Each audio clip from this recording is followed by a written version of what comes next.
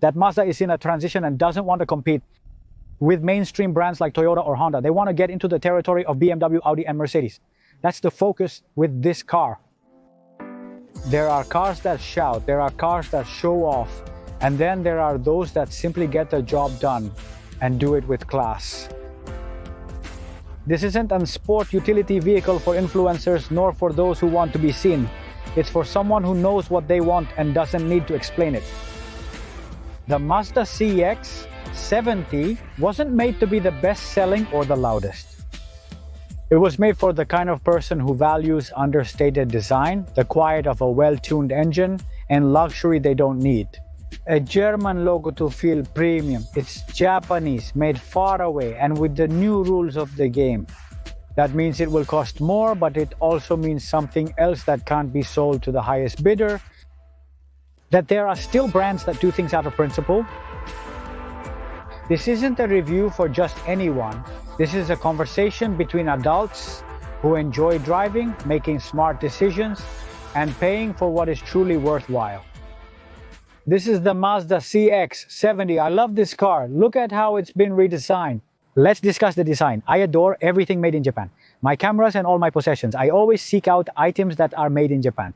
In this case, made in Japan means a 25% tariff will be applied when it enters the United States, on top of the existing tariffs. This is starting to take effect. We'll take a look at it in a bit. Another great incentive we'll have now is from all the American-made cars. All the interest, which depends on your credit score and can sometimes be quite high, will be tax deductible. That has never happened before in history. Money that you're going to save. Sometimes when you buy a car and pay it off with interest, you end up paying $15,000 more for the car, depending on the price, even $20,000 more. There are a lot of things coming. I'm just the one who tells you about them. If they have to do with the auto industry, it's not my fault. Let's take a look at the car.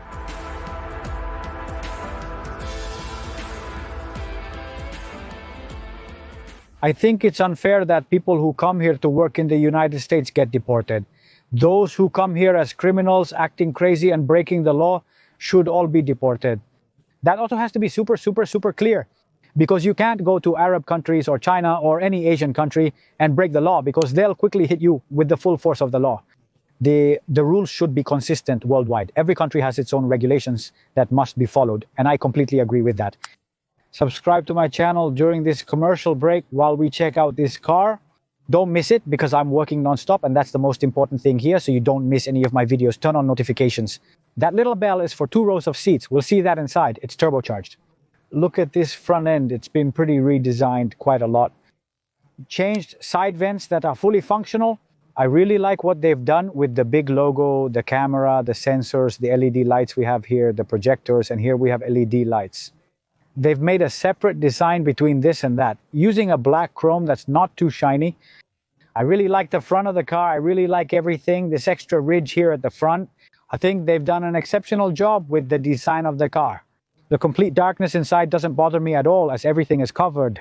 The cover, and even a cover that tucks into the side. Sometimes covers are only on the top, but this one tucks in and fits.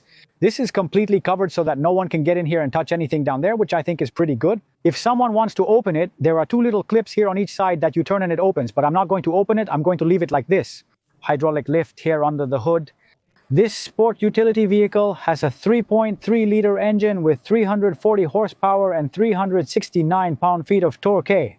All of this is assisted by a 48-volt mild hybrid system. In other words, the mild hybrid system. That means it's a mild hybrid. It has a small electric motor that adds 48 volts and that gives it a little bit more power. This only generates a bit of torque when the car needs it, especially when taking off. And that's where this Maya system is, the functional hybrid. And you know that Mazda only uses automatic transmissions. Mazda doesn't use continuously variable transmissions. No, not at all. They've stayed that way so far, and I'm really glad about that. The size of this studio is quite large. Let's clarify that this transmission, which is an 8-speed automatic, was specifically developed by Mazda for this platform. Specifically, up front, we have suspension independent. In the back, we have multi-link. Up front, there's more friction. These are 21-inch wheels. Here it says inline 6, because it's an inline engine. They always put it here on the side. If it were a hybrid or plug-in, it would be indicated. Here it's different. We have a 360-degree bird's eye view because here we have the camera. You already saw that automatically. When you put it in parking, the side windows close so nothing gets in the way in the middle. And there are some small rails up here on the roof. Very bright light sensor at the bottom, but quite flat. We don't have any ripples, no lines or marks at all. On the side, Pilar is quite shiny on the side. The rear windows are already tinted. You can barely see anything inside. But it's the legal limit allowed here in the United States. I have the build and the finish. The key in your pocket unlocks the car once you're inside. You're going to realize that this has already changed history. This is already trying to be a super premium car if it's not already competing in that super premium segment. Despite the 25% price increase, will you still proceed? They truly excelled with the interior design and spared no expense. When you get in here and touch these materials, it's like suede, like velvet with the stitching. The finish isn't plastic at all. Everything is soft. Wherever you touch it, the steering wheel is beautiful. Cup holders, of course, but I really like what they did here with everything about the design, from the seats to the carpets. The touch they wanted to give it is award-worthy. They've totally achieved it. This redesign features both speakers and cup holders integrated into the doors, enhancing the interior audio experience. This car looks really spectacular, but very, very, very refined. Although you can have one with a third row here in the back, which can be available, this version doesn't have it. What we have back here are cargo compartments. But if you had to get in through here, this is the space you get. When we turn this back and slide the seat, here you have it at the bottom. You can control the amount of movement you want.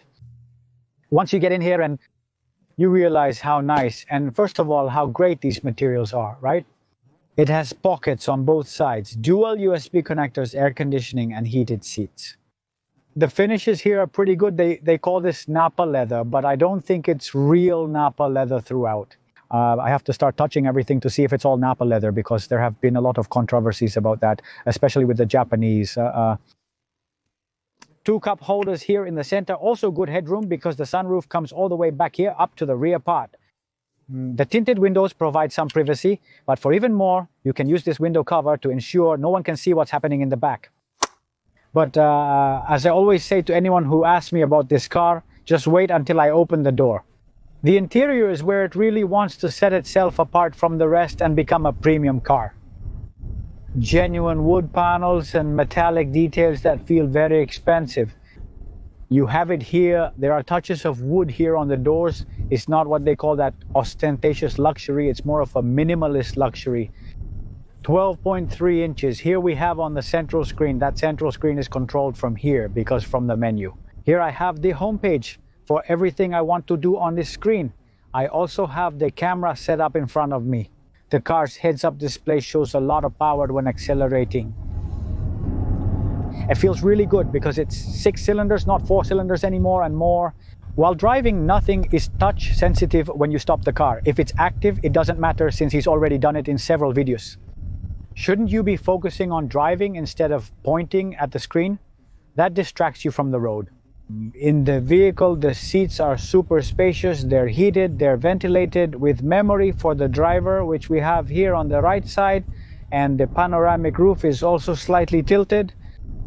Everything screams refinement, okay, without going overboard, of course. There are some cars you get into and it feels like you're sitting in, I don't know, a palace that just doesn't fit at all. With its 2 rows, the rear space is impressive, especially for adults who are quite tall, but remember that if you want a 3rd row, there is an option. The main question I must answer is how it drives while I'm behind the wheel. I'm here driving in my neighborhood because it's already a bit late and I want to record this before I leave tomorrow. With 4 to San Diego? In one word, refined or what?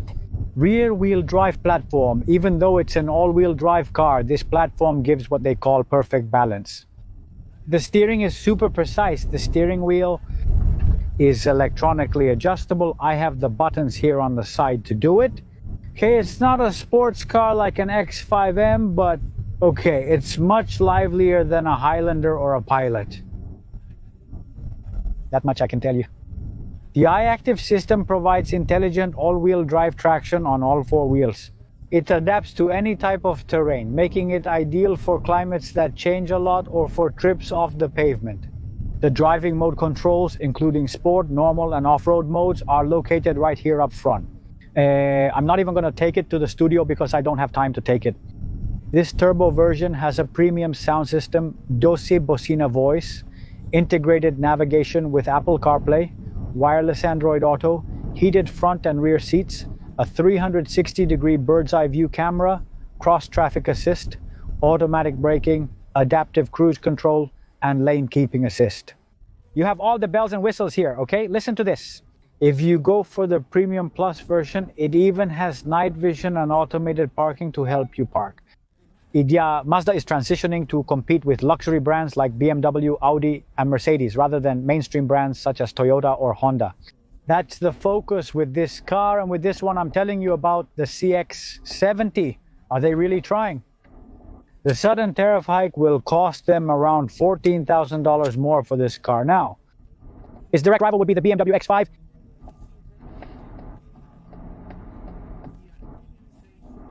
The Toyota Grand Highlander, the Ford HST.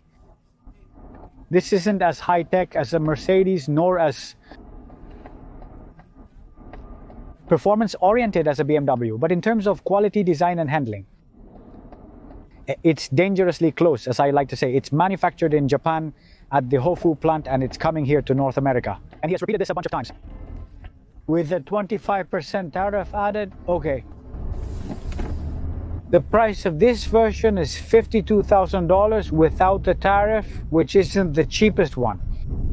But when you compare it to what it offers, it starts to make a lot more sense. As I mentioned, this truly excels in its precise handling. Okay, the interior quality of this sport utility vehicle has components that are much more expensive, okay? The S-Mi hybrid system works quite well, okay?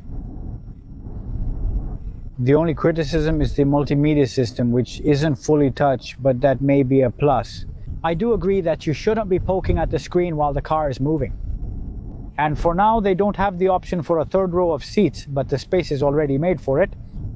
This is obviously not a car for everyone. It's not a massive thing like, for example, the Chevy Traverse, which is a much more mainstream car. Nor is it famous, like a Toyota Highlander, for example, which competes with it directly. But if you're seeking something unique, well-crafted, powerful, and elegant without a premium price tag, you will now pay tariffs that Toyota doesn't, since they make almost everything here. This sport utility vehicle, a gem, a hidden gem, I would put it on my list without thinking twice, okay? Let me know your thoughts on this sport utility vehicle, the materials, buttons, air conditioning, and the separate driving modes. Steering wheel, how does everything feel? Tell me if you like it, leave me a comment, and let's keep going. Back here, there's a good amount of cargo space, especially when you fold the seats down, which you can do from here. There are 2 buttons to lower them, and they go down. We also have this huge cover back here, which lets you hide whatever you have here to prevent break-ins and theft, especially depending on your location under this part. Let me see if I can lift it up a little to see if we can see anything here. Yes, there it is. There's a whole wheel down there because it's very well put together and very well hidden. All this we have here is work. Okay, I'm going to close this up again. Now over there where the cargo space is, it stays completely flat. I really like what they've done here. Back here we see CX-70 all-drive Skyactiv with the times, and you already know we have a hybrid component here inside, and it doesn't show us any kind of exhaust. We have reflectors and LED lights that slightly wrap around the side, located on the outside. I love this car, but it will cost 25% more than Judiendas. But that's part of the ongoing trade war we're in the middle of. But I really like the design and what they've done with it a lot. I've always been a huge fan of it, honestly. It's an amazing, amazing, amazing car. Really beautiful. But well, this is going to be made in Japan. It's going to be, wait, isn't this model made in Japan? Starting from $51,726. When you add the 25% tariffs, you have to add $14,000 to this car. When you add the 25% tariffs, that's $14,000 more. Let's check the price of this car. See you later.